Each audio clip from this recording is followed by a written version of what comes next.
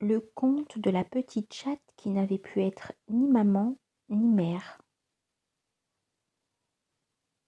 Nos comportements les plus inattendus, nos conduites les plus surprenantes ou qui paraissent les plus inacceptables sont des langages avec lesquels nous tentons de parler de l'une ou de l'autre des blessures de notre histoire. Ces blessures s'organisent autour de l'injustice, de la trahison, de l'humiliation et de l'impuissance. Il était une fois une chatte qui se reposait, un œil ouvert et l'autre fermé, sur le dossier très confortable d'un divan. Installée à sa place préférée, elle ronronnait doucement et paraissait très songeuse. Je dois vous dire aussi que se reposer était son activité principale. Il y a quelques années encore, elle n'hésitait pas à sauter par la fenêtre, à courir sur le bord des toits et des murs, à circuler dans le village durant tout le jour et parfois même jusque tard le soir. Vous savez peut-être que les chats voient dans le noir et qu'ils adorent la nuit. Autrefois, elle avait été une jeune chatte très belle, très courtisée. Je veux dire, très recherchée par tous les chats du voisinage qui venaient miauler et se battre pour elle sous ses fenêtres. Mais comme elle était très sage et que ses parents la trouvaient trop jeune, ils lui demandaient de ne pas sortir, de ne pas s'approcher de trop près des jeunes chats. Vous ai-je dit son nom? Elle s'appelait Miaoui. Aujourd'hui, dans son sommeil, elle venait de faire un drôle de rêve. C'est pour cela qu'elle gardait un œil fermé, essayant de rester encore un peu dans son rêve, et l'autre ouvert pour tenter de comprendre ce que ce rêve voulait dire. Elle venait de rêver d'un petit chaton perdu, isolé au milieu d'une île sous une rivière.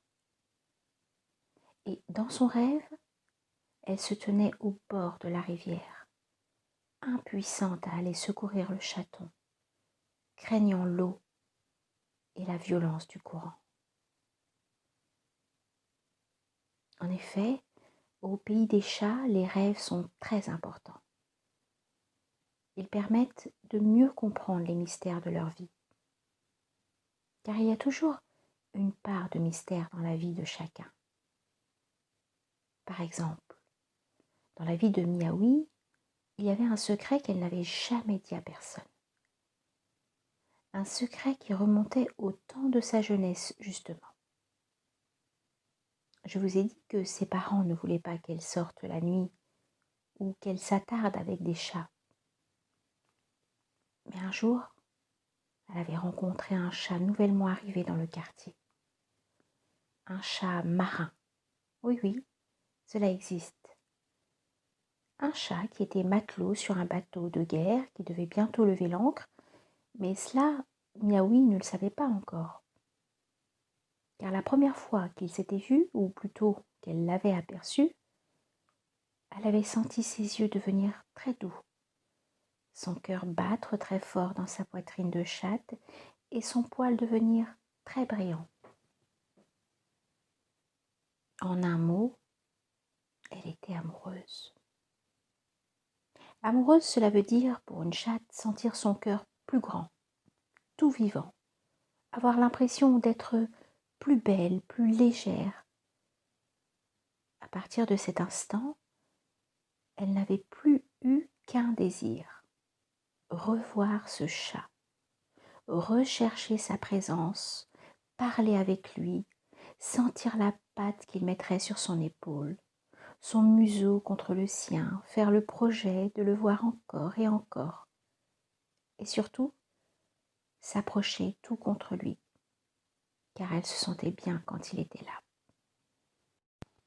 Et Miaron, le chat marin, semblait lui aussi très intéressé par Miaoui. Très intéressé car il la trouvait belle et désirable et si pleine de vie. il arriva ce qui arrive souvent quand deux cœurs, deux corps sont attirés l'un par l'autre. Un soir, ils firent l'amour, à la façon des chats bien sûr. Ce fut très bon pour l'un et pour l'autre, et même, je dois vous le dire, ils recommencèrent plusieurs fois de suite dans les jours qui suivirent. Quelques semaines après, Miaoui découvrit qu'elle était enceinte, qu'elle portait un germe de vie dans son ventre, un germe qui pourrait devenir un bébé. Elle aurait voulu annoncer la bonne nouvelle à Miarou, mais depuis quelques jours, elle ne le voyait plus. Il avait disparu du village. Elle apprit que son bateau avait repris la mer. Il était reparti sans lui laisser d'adresse, sans lui dire au revoir, sans même savoir qu'elle portait le germe d'un enfant de lui dans son ventre. Miaoui ne savait pas si elle le reverrait un jour. Elle fut très triste, une tristesse profonde et immense qui ressemblait à une tempête à l'intérieur d'elle. Elle sentait que le germe de vie allait se transformer en un petit chaton qui grandirait dans son ventre et elle se désespérait chaque jour un peu plus. Des pensées noires roulaient dans sa tête. Je suis trop jeune, trop isolée, je ne sais pas comment je pourrais élever toute seule un enfant. Car j'ai oublié de vous dire que ses parents l'avaient mise à la porte. Ils n'avaient pas supporté de voir leur fille enceinte sans être mariée. Oui, oui, cela arrive encore au pays des chats. Ainsi, vous imaginez Miaoui seule dans une petite cabane au milieu des bois, loin du village, rejetée par sa propre famille et par tous ses amis. Quand arriva le moment de mettre son bébé au monde, à la clinique des chats, on lui demanda comment elle souhaitait appeler son petit chaton. Et Miaoui se mit à pleurer très fort. Les mots se bousculaient dans sa gorge. Je ne peux pas lui donner de nom, car je sens que je ne pourrai pas être une bonne mère pour lui. Je suis seule, trop jeune, sans ressources, et je me sens impuissante à élever mon bébé. Je sais qu'il existe beaucoup de couples de chats qui veulent avoir des bébés et qui n'y arrivent pas. Si un couple sans chaton veut adopter mon enfant, c'est eux qui lui donneront un nom. Je me sens incapable d'être mère.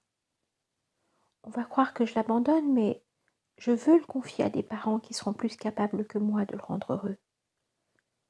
Moi, j'ai seulement pu le concevoir, lui donner la vie, le porter dans mon ventre pendant plusieurs mois. Je lui ai permis de grandir en moi et je le laisserai sortir de mon ventre. Après, comme je sens que je ne pourrai pas être une bonne maman ni une mère pour lui, je préfère le confier à quelqu'un d'autre. Il vaut mieux que ce soit un couple aimant, ouvert, qui prenne soin de lui. Un bébé a besoin d'une mère disponible, d'un papa présent pour se développer avec le maximum de chance. Je sais tout cela, mais je ne pourrai pas lui donner toute la sécurité dont il aura besoin. Vous avez peut-être remarqué, comme moi, que cette chaste ne disait pas « j'abandonne mon bébé », mais qu'elle disait « je me sens impuissante à l'élever ».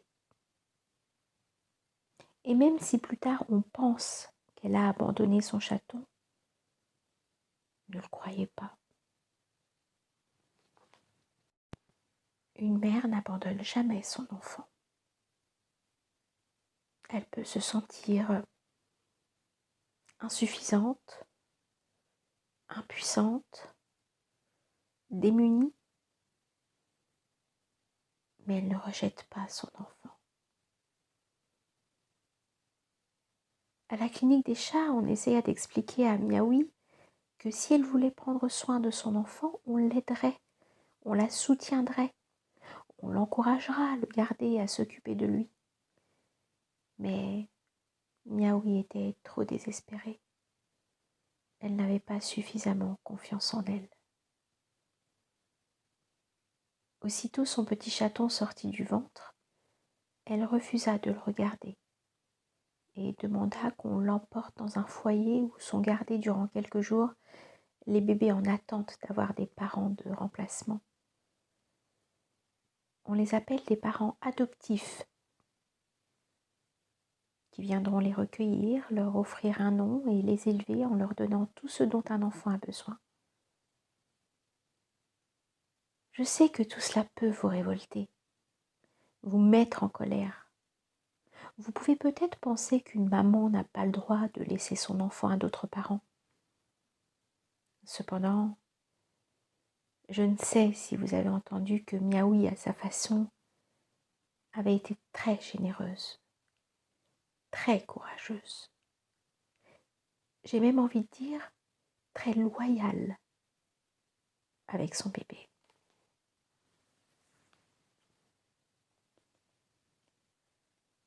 Cela peut vous paraître scandaleux si je vous dis qu'au fond, elle avait fait un grand cadeau à son petit chaton qu'on appela plus tard Mialou. Elle lui avait donné la vie et l'occasion d'avoir une mère et un père, un chat et une chatte qui seraient ravis de l'élever, de l'aimer et de le soutenir pour ses premiers pas dans la vie. D'une certaine façon, elle lui avait offert tout ce qu'elle-même n'aurait pu donner à son enfant. Du moins, c'est ce qu'elle ressentait à ce moment-là.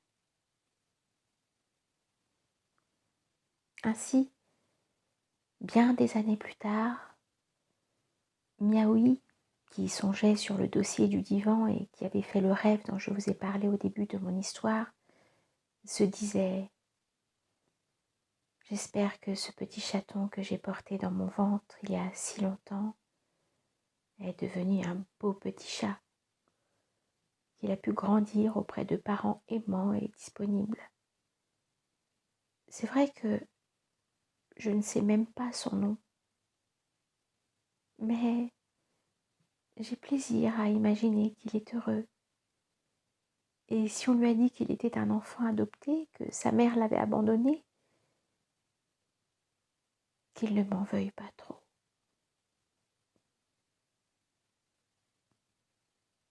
Si j'avais su à l'époque tout ce que je sais aujourd'hui, je suis sûre que je l'aurais gardé avec moi. Bien sûr, au début, cela aurait été difficile, mais ensemble, en s'appuyant l'un sur l'autre, on aurait quand même traversé toutes les difficultés, on se serait parlé, on se serait encouragé l'un et l'autre. Mais à l'époque, j'étais si jeune. J'avais si peur de lui faire du mal, de ne pas savoir. J'étais surtout désespérée d'avoir été moi-même abandonnée par Miaron. Je croyais sincèrement que je n'étais pas capable de prendre soin d'un enfant. Tellement il y avait de la colère, de tristesse et de malaise en moi. Qui aurait imaginé en voyant cette chatte faisant semblant de dormir sur le dos d'un divan toutes les pensées, tous les regrets qu'il y avait dans sa tête? Qui aurait pu sentir tout l'amour qu'il y avait encore en elle pour cet enfant qu'elle n'avait pas osé garder quand il était sorti de son ventre? Qui aurait pu croire que, tant d'années après, une chatte puisse se souvenir du petit chaton qu'elle avait porté dans son ventre? Qui aurait pensé que, même si elle ne savait pas ce qu'était devenu son enfant, elle le gardait encore un peu tout au fond d'elle-même?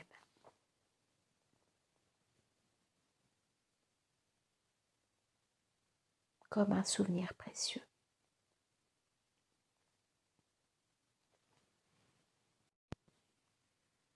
Je crois qu'une chatte qui a aimé, même si elle a été trahie, garde en elle vivace le souvenir de cette relation. Ce que le petit chaton Mialou ne sait pas, lui, c'est qu'il a été vraiment un enfant de l'amour. Il peut croire qu'il a été rejeté, se faire souffrir en imaginant même qu'il n'avait aucune valeur pour sa génitrice, pour celle qui lui a donné la vie. Il peut engranger des reproches en croyant qu'il a été abandonné et empoisonné ainsi son existence. Mais s'il lit un jour ce petit conte, peut-être entendra-t-il d'où il vient. Car certains petits chats qui ont vécu cette expérience sont capables de se gâcher une partie de leur vie en accusant leur mère de ne pas les avoir aimés suffisamment au point de les abandonner. Vous sentez, en ayant entendu l'histoire de la chatte Niaoui, que cela ne se passe pas toujours comme ils peuvent le croire.